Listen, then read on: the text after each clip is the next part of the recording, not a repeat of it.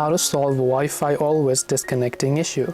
Hey everyone, welcome back to the channel. In this video I'm going to guide you on how you can solve the Wi-Fi always disconnecting issue, so make sure to watch the video till the end.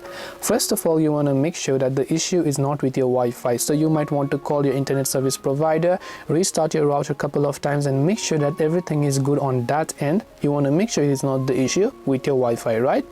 Now once you certainly believe that the issue is coming only on your device and not on other devices, you can take a couple of steps. Open up settings application on your Android phone, go to the search bar and just type in software update and just try to make sure to update if your device has an update available.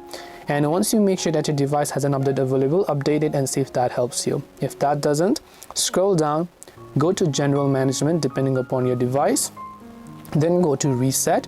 Now instead of factory resetting, first I would recommend you to reset only the settings. So you can tap on the erase all settings option, try to reset the settings such as the security, language, accounts and settings for downloaded apps and see if that helps you. Only if that doesn't, then also try to restart your device once and see if that also helps you.